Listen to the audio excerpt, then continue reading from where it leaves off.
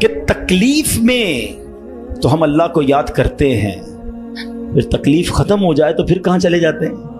اچھا بعض اوقات پتہ ہے کہ اچانک مسجد میں کوئی نیا آدمی نظر آنے لگتا ہے نا، ٹوپی بھی پہنی ہوئی، ہاتھ میں تسبیح بھی ہے، بندہ کہے خیر تو یہ کدھر سے آیا بھائی، اور 5 نمازیں بھی پڑھ رہا ہے، بعض اوقات نماز سے بھی پہلے آ جاتا ہے، میں پوچھو خیر تو ہے، بس وہ والدہ ہاسپٹل میں ہے یا فلاں پرابلم ہے، بہت اچھی بات ہے، میں خدا نہ خواستہ ڈسکریج نہیں کر رہا، مگر ادھر وہ پرابلم دور ہوئی، ادھر مریض ٹھیک ہوا، ادھر مسئلہ حل ہوا، وہ بندہ ہی غائب ہو گیا مسجد سے، تو یہ کیا ہے؟ ہم خوشی میں بھی اللہ کے بندے ہیں، ہم غم میں بھی اللہ کے بندے ہیں، ہم غموں میں بھی اسے پکاریں، ہم خوشی میں بھی اسے یاد رکھیں، اور یہ بات میں نہیں کہہ رہا، یہ اللہ کریم نے قرآن مجید فرقان حمید میں ارشاد فرمایا، اور یہ کافروں کی عادت اللہ نے ارشاد فرمائی۔ سنو، اللہ قرآن میں فرماتا ہے وَإِذَا مَسَّ الْإِنسَانَ الضُّرُّ دَعَانَا لِجَنبِهِ أَوْ قَاعِدًا أَوْ قَائِمًا، اللہ فرماتا ہے اور جب آدمی کو تکلیف پہنچتی ہے تو لیٹے ہوئے اور بیٹھے ہوئے اور کھڑے ہوئے ہر حالت میں ہم سے دعا کرتا ہے، بہت اچھی بات ہے، مگر آگے کیا ہوا؟ اللہ فرماتا ہے پھر جب ہم اس کی تکلیف دور کر دیتے ہیں تو یوں چل دیتا ہے گویا کبھی کسی تکلیف کے پہنچنے پر ہمیں پکارا ہی نہیں تھا، یاد ہی نہیں رہتا اللہ کا گھر۔ سچ بتاؤ ایسا ہم نہیں کرتے؟ پرابلم ہو تو گھر میں قرآن خوانی کراؤ، درود پاک کا ختم کرواؤ، امام صاحب کے پاس چلتے ہیں، دعا کرواتے ہیں، ذرا مسجد میں دعا کروانی ہے، ارے بھائی دعا کر دی، تمہارا مسئلہ حل ہو گیا، اب گئے کدھر؟ یہ اللہ پاک سے کیا تعلق بنا رہے ہو؟ ایسا نہ کریں۔ اچھا پھر دعا تو ہم سارے ہی مانگتے ہیں نا، اللہ کو تو ہم سارے ہی پکارتے ہیں، پکارنا کیسے ہے، اس کے طریقہ کیا ہے، اللہ سے دل سے کنیکٹیویٹی کیسے کرنی ہے، توجہ الی اللہ، سمجھ لے یہ آج میرا موضوع ہے، اللہ کی طرف توجہ کیسے کرنی ہے، اور پھر ہماری مشکلیں کیوں نہ آسان ہو جائیں۔ اے میرے پیارے اسلامی بھائیوں، ابتحال یہ ایک بڑا مشکل لفظ ہے، مگر آج اس کی تعریف سمجھ لیجئے، بڑی کمال کی تعریف ہے کہ ایک اصطلاح ہے ابتحال، اس کے معنی ہے دعا میں گر گڑانا، ہاتھوں کو بلند کرنا، پوری توجہ سے اللہ پاک کی بارگاہ میں عرض کرنا، یہ ہمارے آقا علیہ الصلوۃ والسلام کی پیاری سنت ہے، اس لیے اللہ پاک کے حضور گر گڑا کر پوری توجہ کے ساتھ دعا مانگنے کی عادت بنائیں، ایسے دعا مانگیں گے تو انشاءاللہ برکتیں نصیب ہوں گی۔ قرآن پاک کی ایک سورت ہے سورہ انبیاء، اس مبارک سورت میں کئی انبیاء کرام کا تذکرہ ہے، اس میں بالخصوص انبیاء کرام کا یہ وصف بھی ذکر ہوا کہ اللہ پاک کے پیارے نبی اللہ پاک کی بارگاہ میں دعائیں کیسے مانگتے تھے، کیسے دعائیں کرتے، اور کوئی بھی مشکل آتی تھی تو اللہ کی طرف رجوع لاتے، توجہ الی اللہ کرتے، اور گر گڑا کر بے قراری کے ساتھ اللہ رب العالمین کی بارگاہ میں دعا مانگتے۔ سبحان اللہ، حضرت نوح علیہ السلام آپ نے 950 سال تک لوگوں کو اللہ کی طرف بلایا۔ اب یہ بڑا ان کی زندگی جو ہے نا بڑا خوبصورت ہمارے لیے میسج بھی ہے۔ 950 سال میں آپ کو پتہ ہے کتنے لوگ ایمان لائے؟ کم و بیش 80 لوگ ایمان لائے۔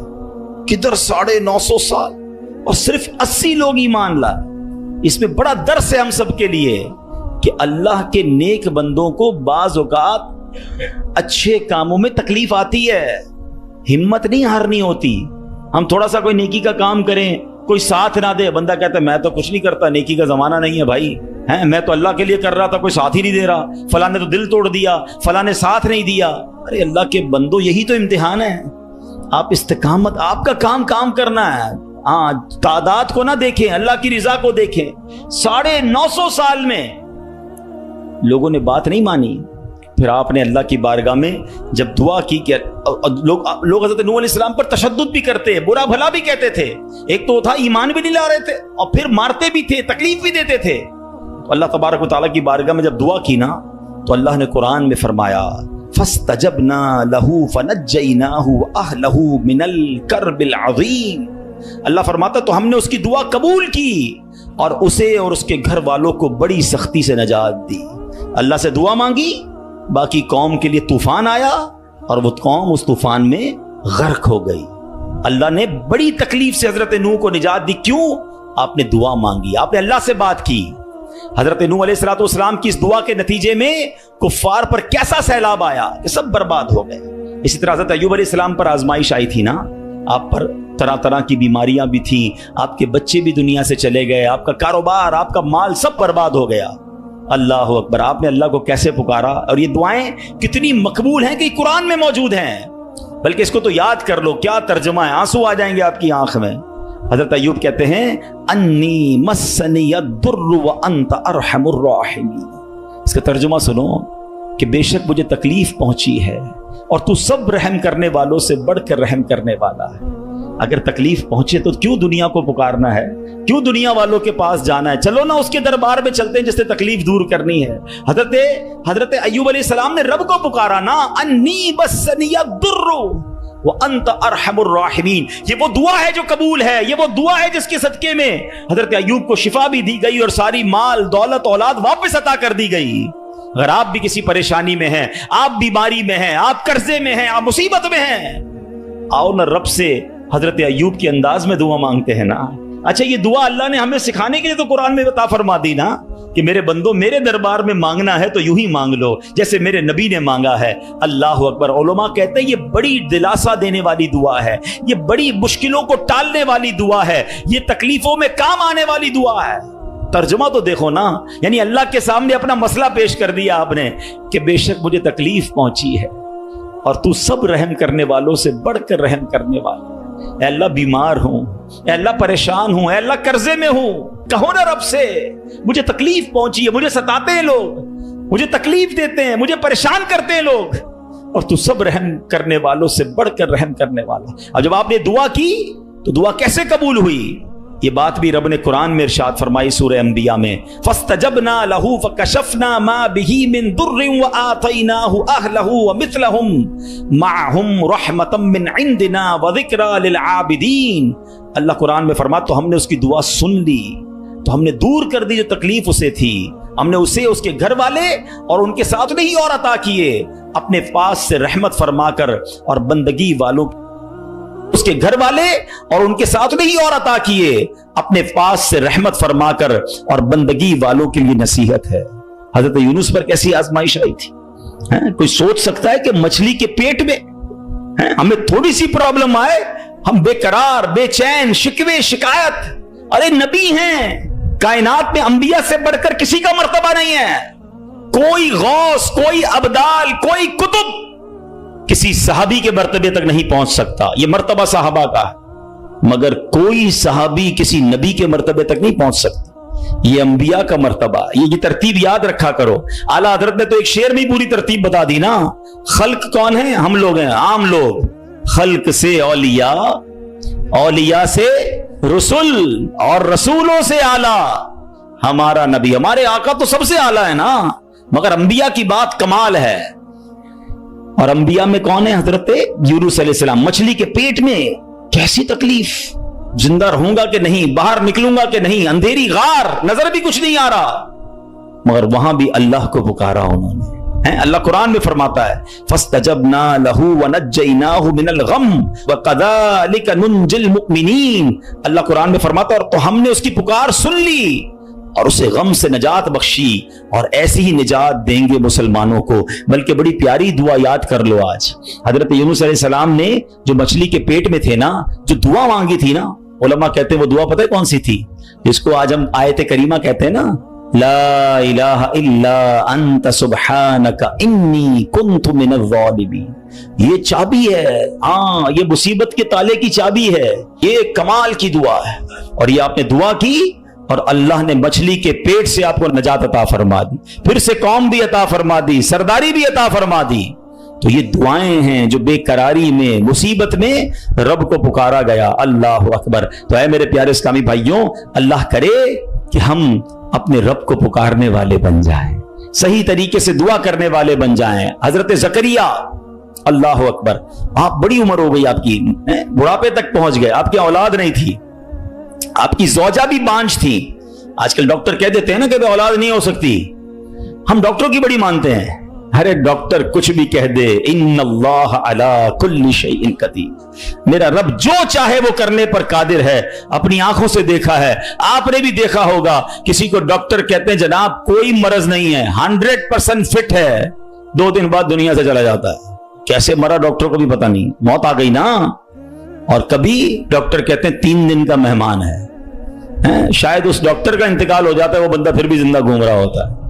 اللہ کی شان ہے، ڈاکٹر ڈاکٹر ہے، وہ اپنی سائنس چلائیں، मगर ये ना समझो कि जो इसने कह दिया ये आखिरी है। कुदरत मेरे रब की है, शान मेरे रब की है, वो हर चाहे पर कादिर है, उस पर भरोसा तो रखो ना। हजरत जकरिया उम्र भी ज्यादा हो गई, औरत भी बांझ है, मगर अल्लाह से क्या दुआ कर रहे हैं? ये भी उलमा फरमाते जो बे औलाद हैं उनके लिए मुजर्रब दुआ है, कुरानी दुआ है। याद तो करो ना कुरान की दुआएं, क्या दुआ की थी आपने और माना तो देखो उसका। हाय हाय, कनेक्टिविटी तो देखो ना। माना क्या इसका? ऐ मेरे रब मुझे अकेला ना छोड़, औलाद नहीं थी ना, ऐ अल्लाह मुझे अकेला ना छोड़ और तू सबसे बेहतर वारिस, अंत खैरुल वारिसीन। अब ये दुआ वो करते थे, अल्लाह ने कैसी दुआ कबूल की? सिर्फ बेटा नहीं दिया बल्कि बेटा भी दिया और उसको नबी भी बना दिया। बेटा भी ऐसा दिया जिसको नबी का मर्तबा अता फरमाया। अल्लाह फरमाता है कुरान में, फस्तजबना लहू व वहबना लहू यहया व अस्लहना लहू ज़ौजा। तो हमने उसकी दुआ कबूल की और उसे याह्या अता फरमाया और उसके लिए और उसकी बीवी संवारी। अब इसमें बताया कि सिर्फ अल्लाह ने बेटा नहीं दिया, बेटे का नाम भी रब ने अता फरमाया और नबूवत की यूं समझिए कि सरफराजी भी अता फरमा दी। यह है दुआ, मगर दुआ दिल से, तवज्जो इल्लल्लाह, कनेक्टिविटी के साथ। फिर देखो कैसे काम बनते हैं, फिर देखो कैसे मुसीबत टलती हैं। अल्लाह पाक खुद फरमाता है, वयदऊनना रगबन व रहबा व कानू लना खाशिईन। और हमें पुकारते थे उम्मीद और खौफ से और हमारे हुजूर गिड़गिड़ाते हैं। पता चला कि गिड़गिड़ाना, तवज्जो के साथ, खौफ भी हो, उम्मीद भी हो, फिर ये काम बन जाते हैं। जरा देखो ना मेरे प्यारे इस्लामी भाइयों, हमारी जिंदगी में कितने मसाइल हैं। कभी कभी हमारे मामलात बड़े अटक जाते हैं। अब किसी को पैसों की जरूरत है, कर्जे की जरूरत है, अब जनाब सारे दरवाजे बंद हो जाते हैं। और अब किसी भाई से उम्मीद बंदा लगाता है, आखिरी वक्त में वो भी मना कर देता है। सेठ साहब पर नजर पड़ती है, वो भी माजरत कर लेते हैं। दोस्त अहबाब से पूछते हैं, वो भी जवाब नहीं देते हैं। सब दरवाजे बंद हैं, कोई उम्मीद बाकी नहीं बचती। बंदा मायूसी की तरफ जाने लगता है। मगर जब सब दरवाजे बंद हो जाएं तो एक उम्मीद बाकी रहती है, एक दरवाजा उस वक्त भी बाकी रहता है। अल्लाह अकबर, बादशाहों के दरवाजे बंद हो जाते हैं मगर मेरे रब्बे करीम का दरवाजा कभी बंद नहीं होता।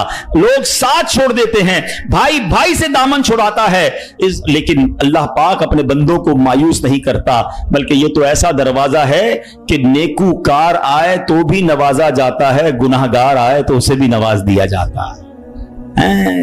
तू करीम ही जो ठहरा तो करम के क्या ठिकाने, तू करीम ही जो ठहरा तो करम के क्या ठिकाने, तू नवाजने पे आए तो नवाज दे ज़बाने। दिल से दुआ कैसे असर करती है। हो सकता है किसी के जहन में आए कि बात तो मौलाना साहब बिल्कुल ठीक कर रहे हैं, मेरे लिए भी सारे दरवाजे बंद हो गए हैं, मगर मेरा मामला सुलझेगा कैसे, मामला बनेगा कैसे। चलो मैं आपको दो वाकयात सुनाता हूं जिससे इंशाअल्लाह बात मजीद समझ आ जाएगी।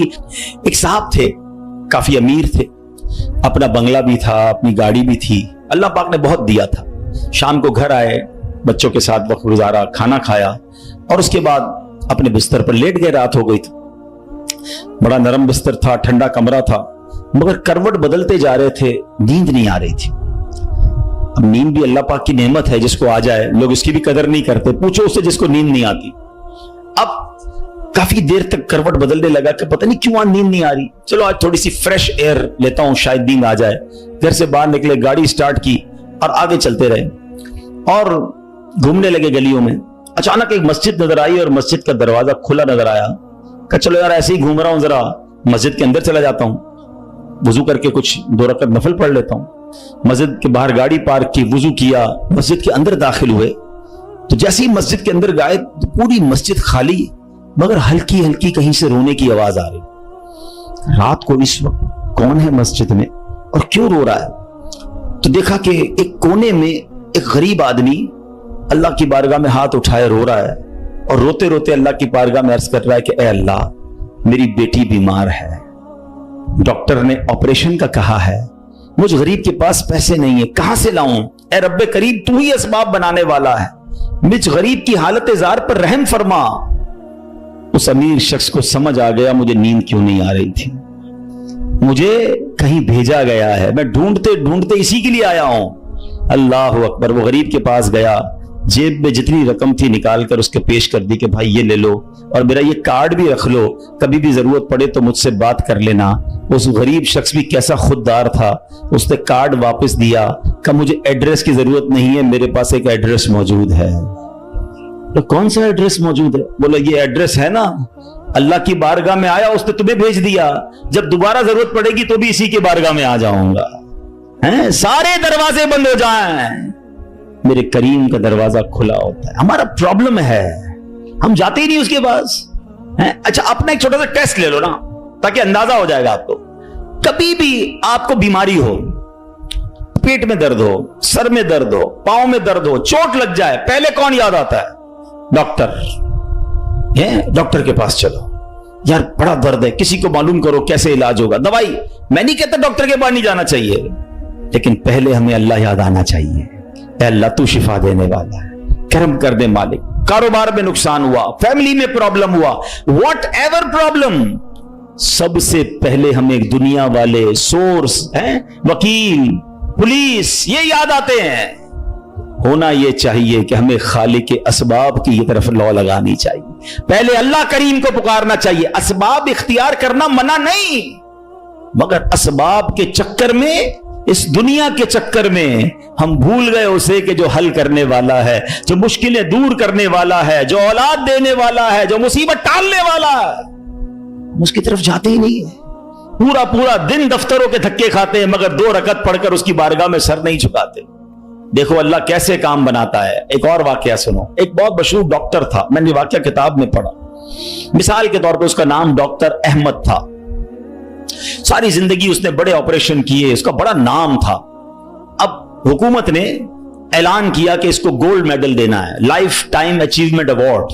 पूरी जिंदगी इतना काम किया इस डॉक्टर को मुल्क के दारुल हुकूमत में बुलाया जाएगा और एक बड़ी तकरीब होगी और इसको गोल्ड मेडल दिया जाएगा। डॉक्टर बड़ा खुश कि इतना बड़ा अवार्ड मिलने वाला है। डॉक्टर साहब ने फ्लाइट बुक की, जहाज में बैठे। जैसे ही जहाज उड़ा तो कुछ देर के बाद जहाज, मौसम खराब हो गया और जहाज में कोई प्रॉब्लम हो गई, तो जहाज को रास्ते में किसी छोटे से एयरपोर्ट पर उतार लिया गया। डॉक्टर साहब जहाज से निकलकर अमले के पास जाते हैं कि भाई कब जहाज उड़ेगा, मेरी तो वहां बहुत अहम तकरीब है और सारा प्रोग्राम मेरे लिए सजाया गया है, मैं चीफ गेस्ट हूं, मुझे गोल्ड मेडल मिलेगा, बताएं दोबारा जहाज कब उड़ेगा। कसर छोटा सा एयरपोर्ट है, जहाज का प्रॉब्लम बड़ा है, इतना जल्दी ठीक नहीं होगा, आपको अगर पहुंचना जरूरी है तो आप कोई गाड़ी लें किराए पर और बाई कार चले जाएं, आप पहुंच जाएंगे अपनी तकरीब से पहले। डॉक्टर ने कहा यह भी आइडिया ठीक है, जहाज के इंतजार में कहीं मेरा प्रोग्राम ही मिस ना हो जाए। डॉक्टर साहब ने गाड़ी बुक की, रेंट अ कार ली। जैसे ही रास्ते में गए तो जबरदस्त बारिश, आंधी तूफान। उस अंधेरे में, उस आंधी तूफान में डॉक्टर साहब रास्ता भूल गए और किसी मेन हाईवे से निकलकर गांव के रोड पे चढ़ गए। बहुत देर तक रास्ते में, अब भूख भी लग रही, खाना भी नहीं खाया, अंधेरा गुप, बारिश हो रही है। अचानक एक छोटा सा गांव में घर नजर आया जिसमें एक बल्ब जल रहा था। डॉक्टर साहब ने कहा अब तो हालत ऐसी हो गई, दरवाजा खटखटाया। एक बूढ़ी औरत ने दरवाजा खोला, कब माँ जी कुछ खाने पीने को मिलेगा, बहुत बारिश हो रही, कहा बेटा अंदर आ जाओ। वो अंदर चला गया। माँ जी ने बड़ी मोहब्बत से उसे पानी भी दिया, कुछ खाने को भी दिया। थोड़ी सांस में आई तो डॉक्टर ने देखा कि बराबर में बिस्तर पर एक नौजवान लेटा हुआ था। कहा माँ जी ये कौन है? कहा बेटा मेरा बेटा है। क्या हो गया इसे? कहा इसको बहुत बड़ी बीमारी है। माँ जी इलाज क्यों नहीं करवाती? माँ जी कहती मैंने गांव के डॉक्टर को दिखाया है, डॉक्टर कहते हैं हमारे वतन में एक ही डॉक्टर है जिसका नाम डॉक्टर अहमद है, वही इसका इलाज कर सकता है। मगर बेटा मैं गरीब माँ हूं, मैं अपने बेटे को कहां से डॉक्टर अहमद के पास ले जाऊं, ना पैसे हैं ना किराया है। बस रोज अल्लाह से दुआ करती हूँ, अल्लाह तू कारसाज है, मेरे बेटे को शिफा दे दे या डॉक्टर अहमद के पास पहुंचा दे।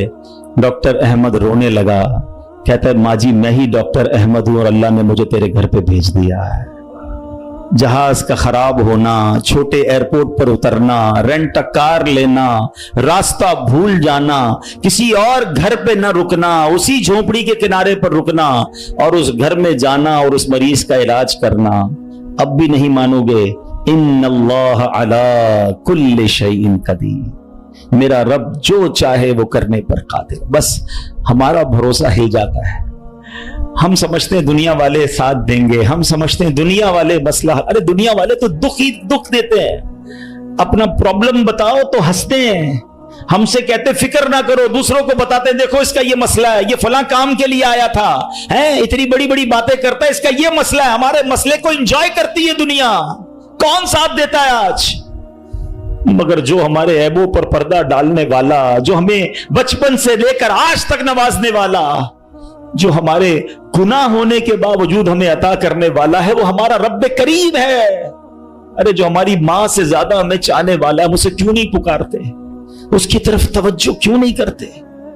حالانکہ اس کی رحمت تو اس کے دروازے کھلے ہوئے ہیں، وہ تو دینا چاہتا ہے، مگر کاش جو توجہ ریکوائرڈ ہے، جو دل سے دعا مانگنا ہے، وہ اللہ مجھے اور آپ کو نصیب فرما دے، اور پھر اللہ کو پکارے نا۔ میں نے کہا نا گناہگاروں کا بھی وہ رب ہے، وہ نیکوں کا رب تو ہے، وہ گناہگاروں کو کیسے نوازتا ہے۔ ایک اور واقعہ سنو، عیون الحکایات، یہ بڑی پیاری کتاب ہے مکتبۃ المدینہ سے، اگر آپ اسے لیں گے تو اس میں بڑی زبردست واقعات موجود ہیں۔ ماجرا یہ ہے کہ حضرت بکر بن عبداللہ فرماتے ہیں کہ پچھلی قوموں میں ایک بہت سرکش، غیر مسلم اور ظالم بادشاہ تھا، وہ اللہ پاک کی نافرمانی میں حد سے بڑا ہوا تھا۔ ایک مرتبہ ایک جنگ میں بادشاہ کو گرفتار کر لیا گیا۔ اب اتنا ظالم تھا کہ جنہوں نے گرفتار کیا تھا انہوں نے کہا اس ظالم بادشاہ کو تو تڑپا کے مارنا ہے۔ تو طے یہ پایا کہ اس کو ایسا کرو کہ تانبے کی ایک دیگ میں ڈالتے ہیں اور اس کو اونچی جگہ پر لٹکاتے ہیں اور نیچے آگ جلاتے ہیں تاکہ یہ جل بھون کر مر جائے۔ ایسے ہی کیا گیا، تانبے کی دیگ بنائی گئی، نیچے آگ لگا دی گئی۔ اب آہستہ آہستہ جو ہے وہ دیگ گرم ہوئی، بادشاہ کی حالت خراب، پوری دیگ گرم ہو جائے تو جسم جھلسنے لگا۔ اس نے پہلے تو جھوٹے خداؤں کو پکارا، مگر جس ساری زندگی جن کے آگے پیشانی رگڑی تھی انہوں نے کیا جواب دینا تھا؟ کسی نے کوئی جواب نہیں دیا، کوئی مدد نہیں آئی۔ اللہ اکبر، اب جب سب امیدیں ٹوٹ گئی نا، سب اس کو پتہ چل گیا کہ اللہ اکبر، اب جب سب امیدیں ٹوٹ گئی نا، سب اس کو پتہ چل گیا کہ اب میرا آخری وقت آ گیا، اب میں گیا، اب میں مارا جاؤں گا۔ تو اب یہ بادشاہ جو تھا مسلمان نہیں تھا، اس نے مسلمانوں کے رب یعنی خداوند قدوس کو پکارنا شروع کر دیا۔ وہ کہتا ہے یا اللہ، یا رحمان، یا رحیم، مدد فرما دے، اور بلند آواز سے لا الہ الا اللہ پڑھنا شروع کر دیا۔ اب بادشاہ نے اس مشکل گھڑی میں اللہ سے توبہ بھی کی کہ اللہ مجھے معاف کر دے اور بس مجھے بچا لے، اب میں تیری عبادت کروں گا، اب تک جو کیا مجھے معاف کر دے۔ بلند آواز سے لا الہ الا اللہ، اس دیگ میں بیٹھا ہوا ہے، نیچے آگ لگی ہوئی ہے۔ دیکھو کریم نے اس کی پکار کیسے سنی کہ بارش برسنا شروع ہو گئی۔ جیسے بارش برسی تو وہ آگ بجھ گئی، تو وہ گرمی تو آلموسٹ ختم ہو گئی، لیکن پھر اتنی تیز ہوا چلی کہ وہ دیگ رسیاں توڑا کر دیگ ہی اڑنے لگی۔ اچھا، وہ بادشاہ لا الہ الا اللہ، لا الہ الا اللہ کی آوازیں بلند کر رہا ہے اور دیگ اڑ رہی ہے۔ اب دیگ اڑتے اڑتے اڑتے غیر مسلم قوم کا جو قبیلہ تھا وہاں جا کے گر گئی۔ اب جب وہاں گئی تو لوگ حیران کہ یہ کیسی دیگ ہے جو اڑتے ہوئے آ رہی ہے، اور اس میں ایک بندہ بیٹھا ہوا ہے، وہ لا الہ الا اللہ، لا الہ الا اللہ پڑھ رہا ہے۔ تو جب وہ غیر مسلم قریب آئے تو اس بادشاہ نے باہر نکل کر اپنا واقعہ سنایا کہ سنو، میں غیر مسلم تھا، اپنے اللہ کے سوا جھوٹے خداؤں کی پوجا کرتا تھا، میں نے کلمہ پڑھا، اللہ نے اس مصیبت سے نکال دیا اور مجھے یہاں پہنچا دیا، پورا گاؤں کلمہ پڑھ کر مسلمان ہو گئے۔ اللہ کی جو نا قدرت کے نظارے ہیں، اللہ ایسے نکالتا ہے بندے کو کہ سمجھ بھی نہیں آتی۔ بات وہی ہے کہ دل سے اسے پکارنا ہے، مگر دل سے گر گڑا کر توجہ کے ساتھ، فوکس کے ساتھ، پھر دیکھو آپ کی مشکلیں کیسے ٹل جاتی ہیں۔ تو اللہ کرے کہ ہم پیارے آقا علیہ الصلوۃ والسلام کی سنت پر عمل کرنے والے بن جائیں۔ ایک بار خود نبی پاک کے ساتھ بڑا حیران کن واقعہ پیش آیا۔ یہ 3 ہجری غزوہ غطفان کا موقع تھا۔ پیارے آقا علیہ الصلوۃ والسلام صحابہ کرام کو لے کر سفر پر روانہ ہوئے۔ ایک مقام پر پڑاؤ کیا تو صحابہ کرام کچھ فاصلے پر ٹھہرے اور نبی پاک علیہ الصلوۃ والسلام اکیلے ایک درخت کے نیچے تشریف فرما ہو گئے۔ غیر مسلم جو ہر وقت نبی پاک کو معاذ اللہ نقصان پہنچانے کی ٹرائی کرتے رہتے تھے، پلان کرتے رہتے تھے، ان میں سے غیر مسلم اچانک کہیں سے آیا ہاتھ میں ننگی تلوار، اور نبی پاک اکیلے، کوئی اس وقت صحابہ بھی قریب نہیں تھے، تو پیارے آقا علیہ الصلوۃ والسلام کے بالکل سامنے آ گیا اور بڑے تکبر کے ساتھ، بڑے جس کو کہتے کر و فر کے ساتھ کہتا ہے، اے محمد صلی اللہ علیہ وسلم، اب بتائیے آپ کو مجھ سے کون بچائے گا؟ آپ کے ساتھ تو کوئی بھی نہیں ہے، آپ اکیلے ہیں، میرے ہاتھ میں تلوار ہے۔ اللہ اکبر، نبی پاک کی توجہ اللہ کی طرف کیسی تھی؟ آپ نے صرف ایک جملہ کا، ایک لفظ کہا، فرمایا اللہ کیا نام ہے، دل کو کیسا سکون نصیب ہوتا ہے۔ میں اسے پکار رہا ہوں جو میرا خالق ہے، جو میرا مالک ہے، جو میرا پروردگار۔ پکارا کرو اسے، نام لیا کرو اس کا، کہو اللہ اللہ اللہ اللہ، پکارو اسے اللہ اللہ اللہ اللہ۔ ہائے ہائے ہائے، نبی پاک کی زبان سے لفظ اللہ نکلا، وہ غیر مسلم تو کانپنے لگ گیا، تلوار اس کے ہاتھ سے چھوٹ گئی۔ اب نبی پاک نے تلوار اٹھا کر کہا اب بتاؤ تمہیں مجھ سے کون بچائے گا؟ تھوڑی دیر پہلے تو وہ کہہ رہا تھا نا آپ کو کون بچائے گا، اب آقا کے ہاتھ میں تلوار ہے صلی اللہ تعالی علیہ وسلم، اب بتاؤ تمہیں کون بچائے گا؟ وہ کہتا ہے حضور مجھے بچانے والا تو کوئی بھی نہیں ہے، وہ مسلمان تو تھا نہیں۔ نبی پاک علیہ الصلوۃ والسلام نے اس کی بے کسی پر رحم فرمایا، اسے معاف کر دیا۔ ہائے ہائے، نبی پاک کے ایسے اعلیٰ اخلاق دیکھے، وہ کلمہ پڑھ کر مسلمان ہو گئے۔